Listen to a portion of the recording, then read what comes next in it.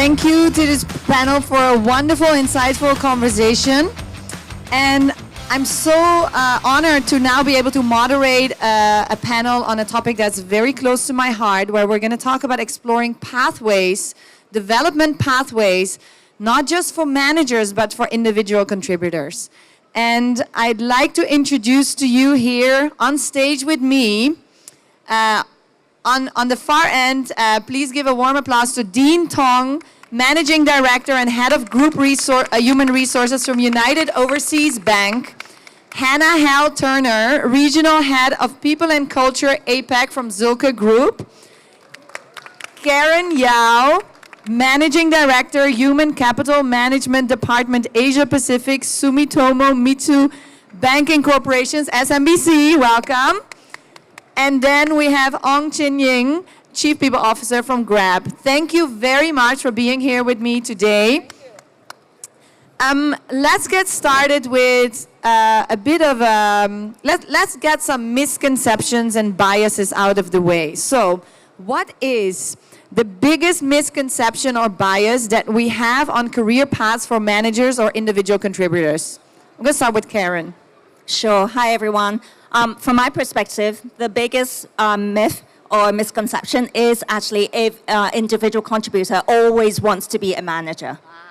I don't believe that's always the case. I don't believe it either. Let's explore today. Thank you. Hannah, did you have one to add on that? Yes, I do. Hi, everybody. It's that these career paths are mutually exclusive and strictly linear. Okay, fantastic.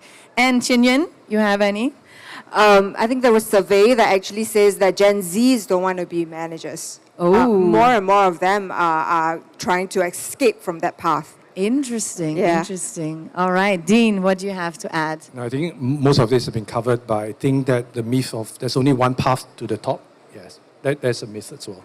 Love that, love that. Okay, so the first part I want to spend our time on is actually on understanding a little bit more about these two paths. And Hannah, I'm going to kick this off with you.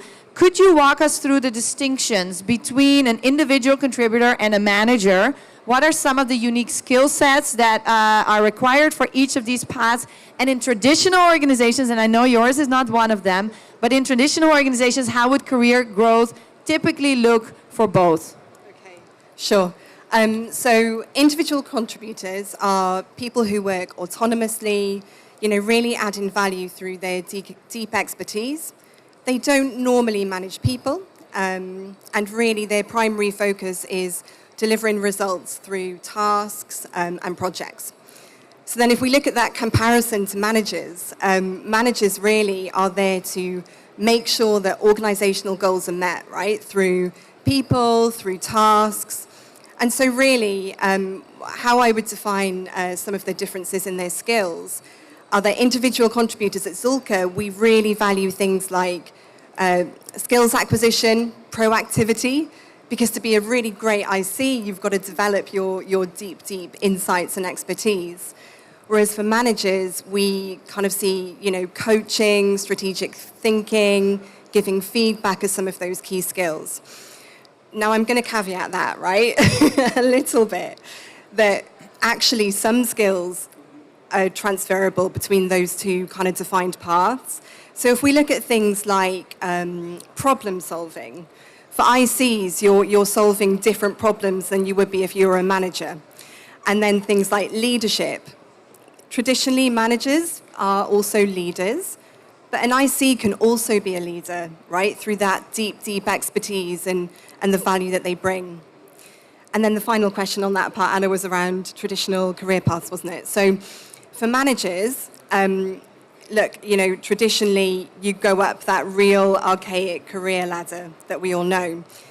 And then for individual contributors, you will progress through skills acquisition and developing that expertise. But as I'm sure we're going to come on to, I think that's going to change. Yeah, let's leave that as a cliffhanger. We'll definitely come back to that. Dean, is it the norm for everyone to begin their careers as individual contributors and then move into management? In your view, what is actually the right time to make that transition? And how much say does an employee really have about that timing and about that switch? Yeah. in general, it is true that most people have to start somewhere. And as a new employee, you would have to start by acquiring the basic technical skills to do the job. And therefore, most people will start as an individual contributor. Now, having said that, there are also exceptions to the rule. There are certain jobs where you will join because of the qualification which you have. You will be immediate, starting as a junior manager, where you have a small team that you can manage. But most career path, if you take it across different industries, you find that the first 2-3 years is really meant to develop that one domain that you can master. And after you have mastered that, this is where the first opportunity to add the managerial repertoire opens up for you to add into your career path. So for many people, after 2 to 3 years, this is where they're being assigned the first junior employee for them to manage. And over time, this team size also increases as well. As far as the skill sets is required to actually run this, for many people, they believe that what takes them to the success in the individual contributor level is the same skill set that will take them as a manager. And that's clearly not the case. And this is where certain things has to be unlearned and certain things has been learned. For example, many individual contributor pride themselves for being really hands-on, solving the problem and doing the work. But if we does that for our subordinate, right, you actually deprive them of the opportunity to try them out and making the same mistake. So this is where that switch and the transition needs to start to happen, right? Of course, this doesn't mean everyone has to take that path to managing people. There are those who are very much into building their skills, deepening their skills, and they can continue to stay as an individual contributor. And as actually shared earlier, there are specialist pathway or expert pathways where you can grow towards. Of course, at some point, the seniority will stop somewhere, but it is a pathway nonetheless. Fantastic, fantastic. Karen, listening to what Dean says, what do you, and actually you mentioned a few already, but what are some challenges that employees commonly face when they are moving between individual contributor and manager roles? And do you have any strategies on how organizations can support them in that transition? Certainly. I think number one, in relations to the skill set that needs to probably change in between IC as well as a manager. Firstly, I think the skill sets, because if you're very used to actually being an individual contributor with technical skills, the ability to flip over and become a managerial skills, that does need acquirement. Secondly, is actually around a prioritization or your expectations about the various different things you need to do. I think as an individual contributor, you manage yourself, but when you actually have a team, you actually need to manage the team as well as prioritizing or at least ensuring that the prioritization is done with them. I think one other challenge potentially will be, especially for early managers, is actually around their identity change. Because once you actually becomes a peer at one point working together as individual contributor, it can change and you're starting to become the manager. And that change can be quite daunting. So it's something I think for us, when we actually hope and we know that an individual contributor is changing to become a new manager, we actually do have programs to support that. And recognizing and actually creating a network and peer learning to actually help our staff on this. Now, in addition to that, I think it's very important to create something and encouraging them along the way. So hopefully with networking, as well as with networking with seniors and guiding them through, that's also another way that we're actually helping to actually transition our ICs to become managers. That's fantastic. I love that. I really love that. Hey, Chinyan, we're talking about this transition as if this traditional upward path is the only path.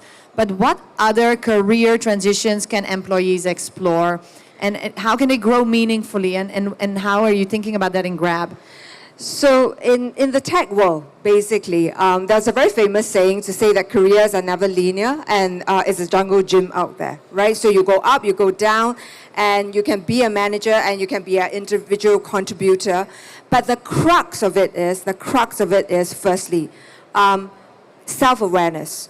The most important thing is, one, you know what you're good at, you know what you're passionate about, and that you want to do something about that, right? I think that's number one. Number two is changing the expectations of what careers typically look like these days.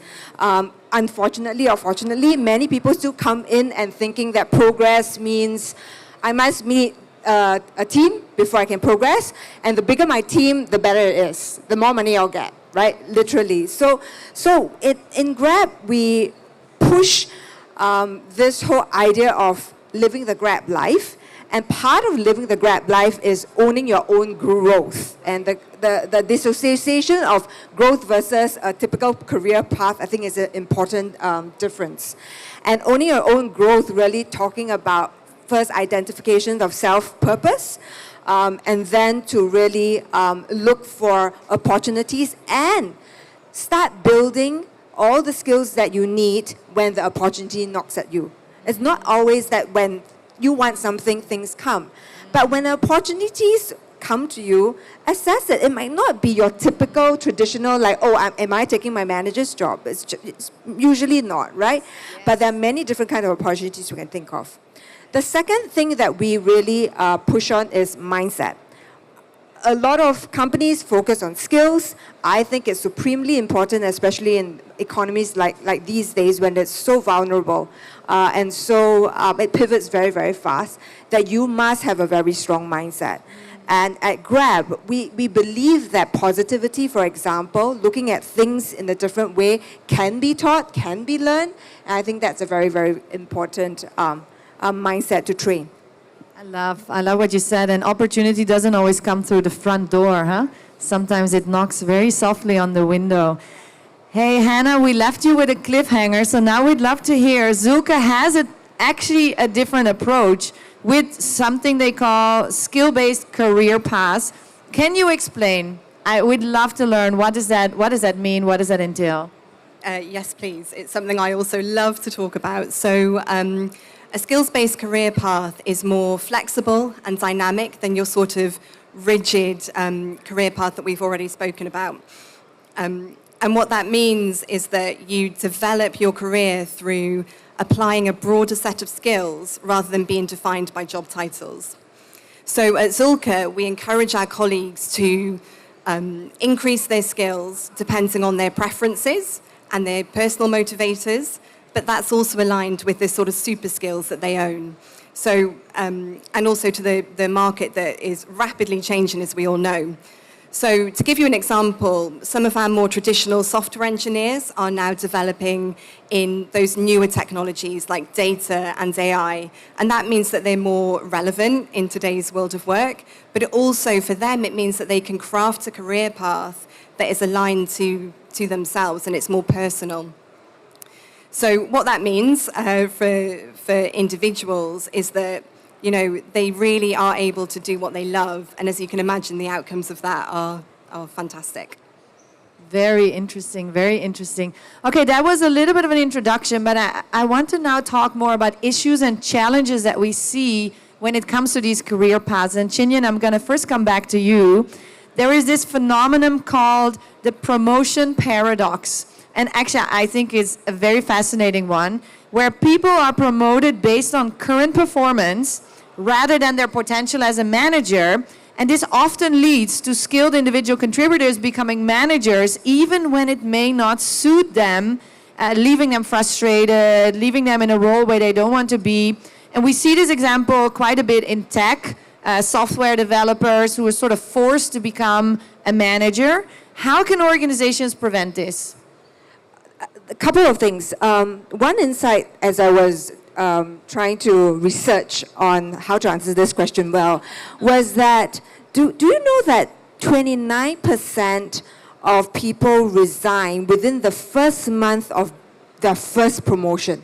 Wow. It's really mind-blowing for me, because that just means that we made the wrong decision 29% of the time, if you think about it that way, right?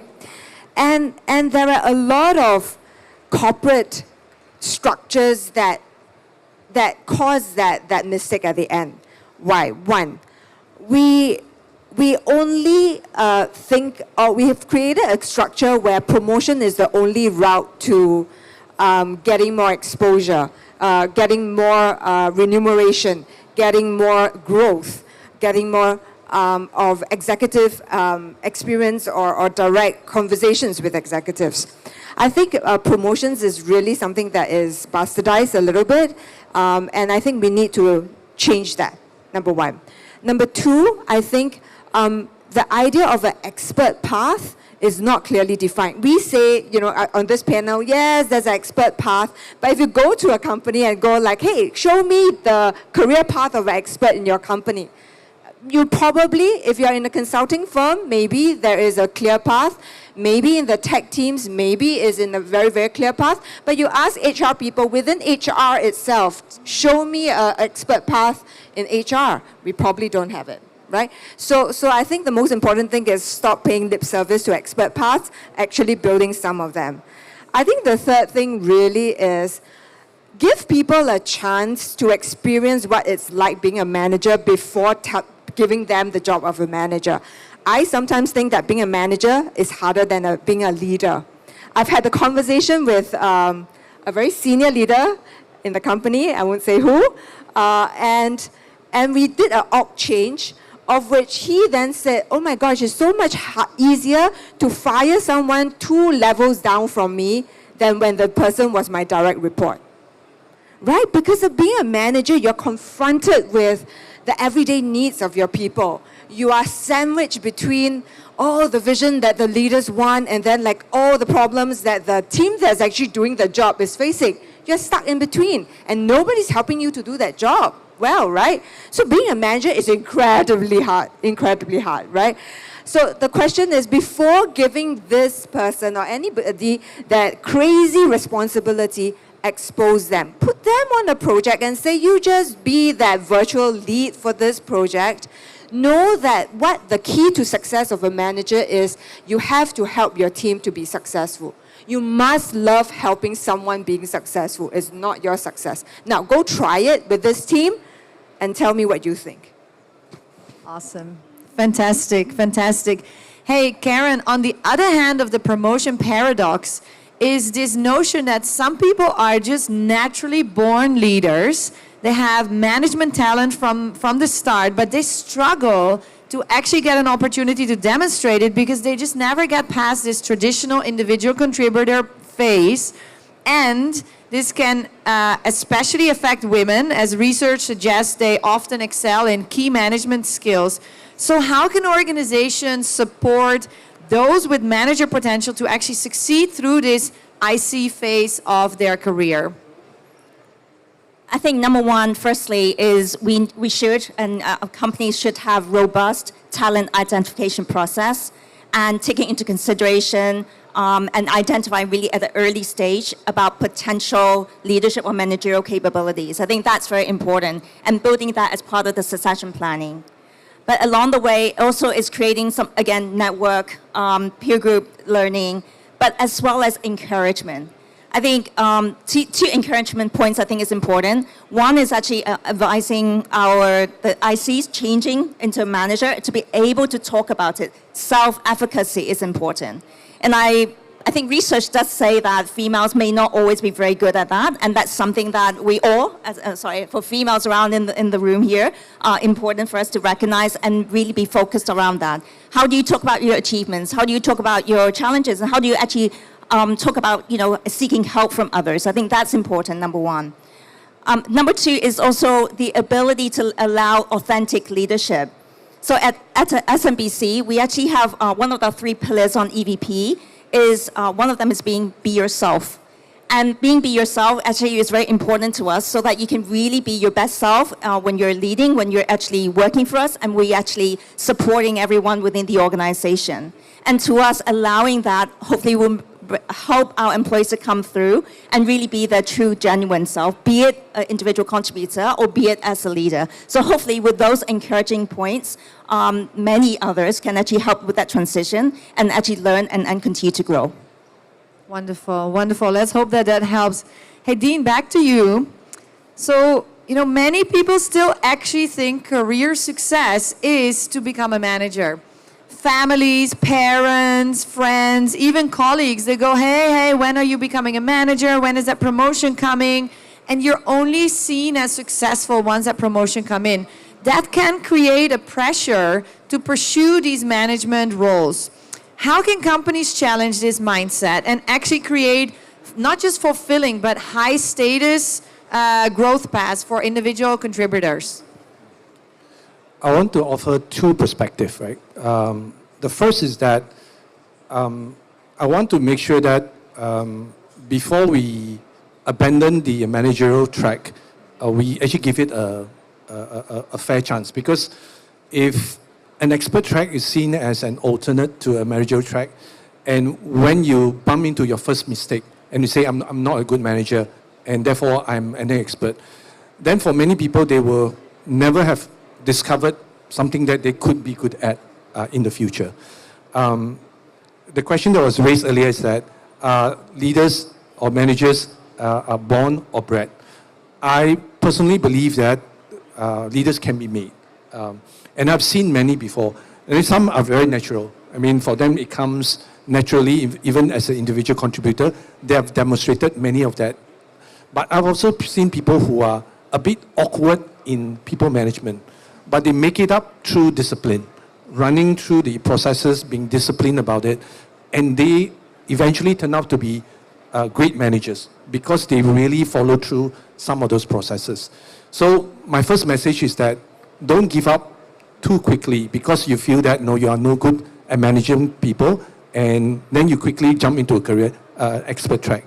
Because later down the road, some of these people might uncover that they have actually potential that they can create leverage that you can have greater impact from the work that you do. Now, having said that, is that the only track available for us to celebrate successes? The answer is clearly no. Already today, we have many examples of individuals having the ability to build specialist tracks within their career.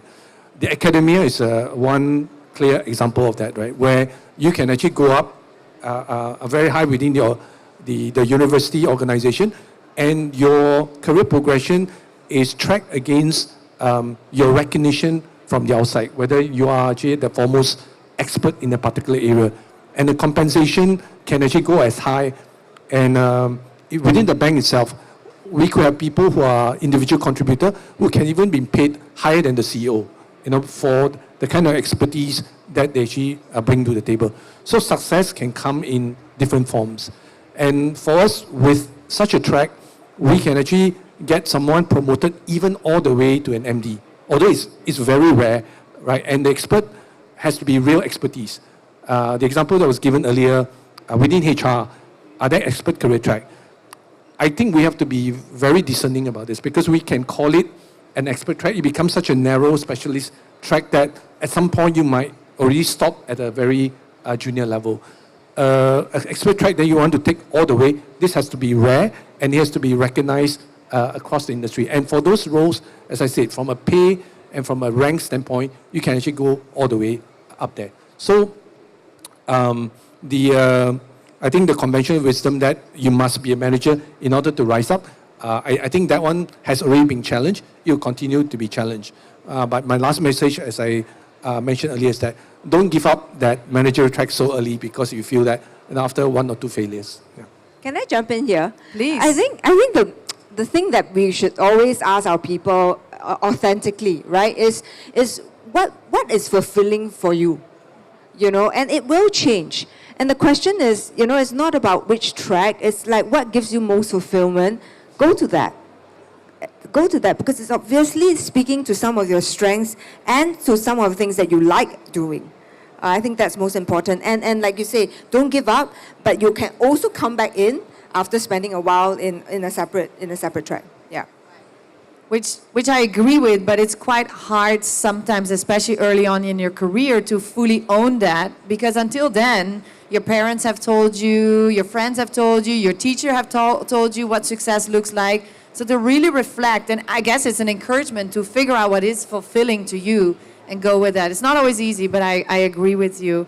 Hannah, when you become a manager, you get special training, you know, there's promotion announcements, you belong to this group that gets separate email chains and everything.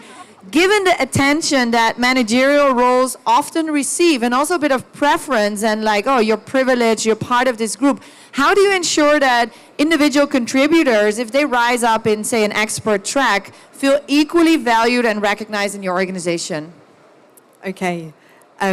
Yeah, I mean, the legacy of the ladder is definitely all around us. I think we can all agree to that. But look, in terms of value of ICs, we don't have that problem at Zilka. So maybe I can share 3 things that we do perhaps a little bit differently. So first off, probably shouldn't say this because some of them are in the audience, but look, we don't overly celebrate our leaders. Everybody is treated as a colleague. Please don't evil stare me. And I think the second thing that we do is all around training and development. So we do have a wonderful management training program, right? But we also have a new training program that's called Core Human Skills. And it's focused on organizational outputs for the organization. Our brilliant L&D team are just about to launch that. And it's focused on skills that we think everybody needs to have to succeed at Zilka. And then kind of staying with the development side of things, we really, really focus on bespoke development, aligned with those personal skills, preferences, super strengths that we've spoken about. So that's a real focus for us. And then finally, in terms of those communications that you speak about, look, we have an Unsung Heroes recognition program, and that's focused on impact rather than where you are in the hierarchy. So that's how we do things slightly differently.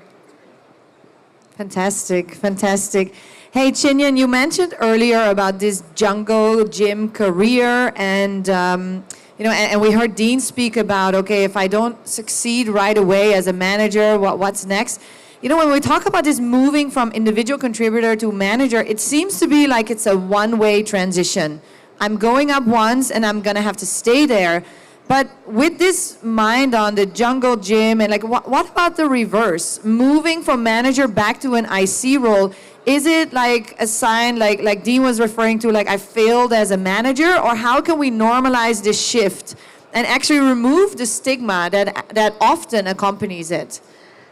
I think as organizations start to really be serious about building a skills-based organization, I think that difference and that jump won't be that obvious. Currently it does, because structurally we tend to have more people at a more senior level who are managers of teams or teams of teams rather than individual contributors. So that proportion of people at senior levels is different, right, at this point in time. The ideal of a real skills-based organization is whereby a company is able to deploy the right skills at the right time to the right kind of project.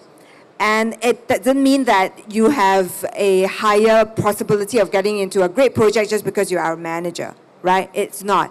And the way that eventually skills will be priced, it's to say, for example, somebody who has deep tech skills has a certain price, and it could be actually priced even higher because of the scarcity of the skill than somebody who has a managerial skills on their tech, right? In that sense.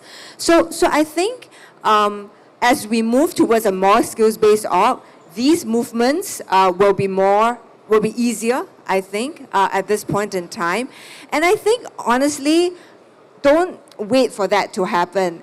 Create a few of these examples within your own organization. Show that you are serious about it. Move somebody who is very good at something into an IC role, even if the person was managing the team, and to show that, you know, you are equally recognized, you are equally well served by the organization, even if you're on the IC track. So 1 or 2 of these examples actually speaks more than 1,000 words. I love that, and it's it would also be an encouragement, be that example, right? Even if some of these things are rare in your organization, be the one, because there's so many others who can get inspired by what you are doing. Okay, I love that. And I love your transition to tech, because I wanted to look in this final section, this third section, to the future. Gen AI is here. It seems to be here to stay. And let's be honest, it's going to have a big influence on the way we work. So Dean, with AI taking over, you know what, we see many operational tasks, entry-level tasks. Do you think these traditional career progression paths will stay relevant? And how can organizations prepare for the impact of AI on career development?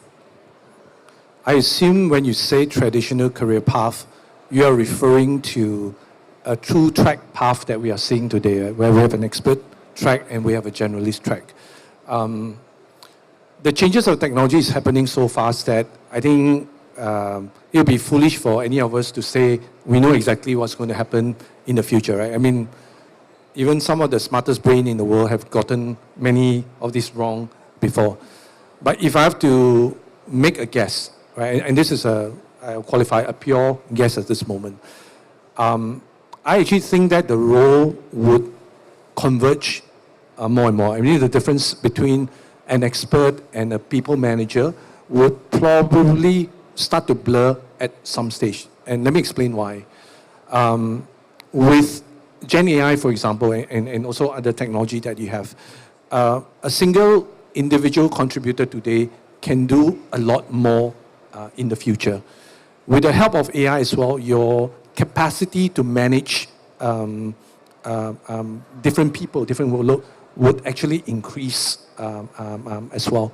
So with this enlarged capacity of a manager, as well as enlarged capacity of an individual contributor in terms of what they can do, at some stage, I think we might be looking at individual managing a portfolio of work. That could be people, that could be, in fact, not even resource from your own organization, from multiple organizations as well. So the skill sets required to coordinate, to work with others would increase, and because that is where the human value add would be, right? So therefore, if we are thinking of a career track, and if we think that we can just stick to, a very a close path where I have little interactions left and right, be it with managing people or managing stakeholders, I think that may actually narrow over time. Again, this is my pure guess, if I have to make a guess at this moment based on the trends that we have seen.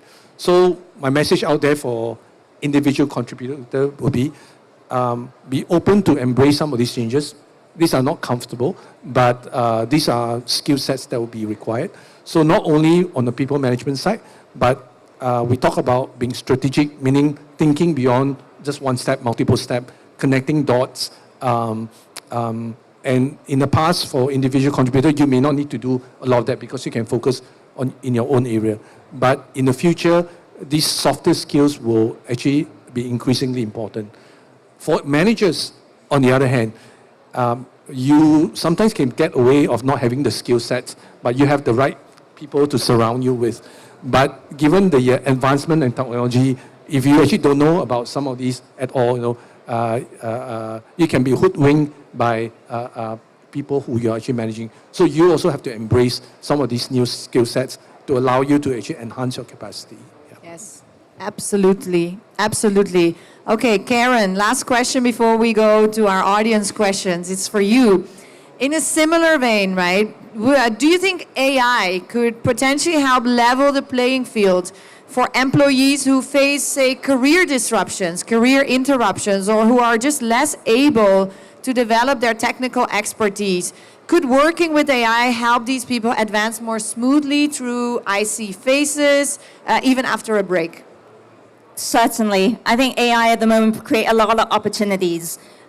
Purely just from learning, identify really what skill set one needs to build. I'm sure the AI can actually come up with a curriculum for one to build on, especially for those who've stepped out the career for a certain period of time. I think it's also very important. I think AI also helps is remove some of the biasness if used appropriately, though, in relations to identifying, from a hiring perspective, identifying from a promotions perspective, to eradicate some of the biasness that can potentially come through, from a human brain perspective. So, but I guess more learning probably needs to be done in order for us to be appropriately leveraging it, but that's certainly opportunities for us for the future on that. Fantastic. You want to say? I want to Go. give some maybe bright spots to people who are people managers here. So research or poll says that most people still want a human manager than an AI manager.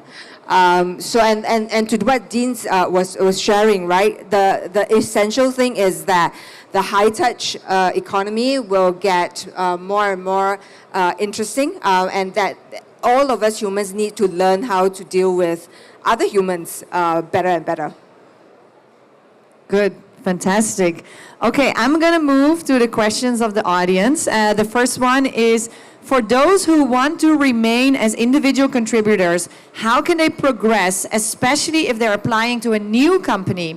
Better pay, benefits, always seem to be tied to your seniority, managerial level, especially to recruiters and hiring managers. Who wants to answer?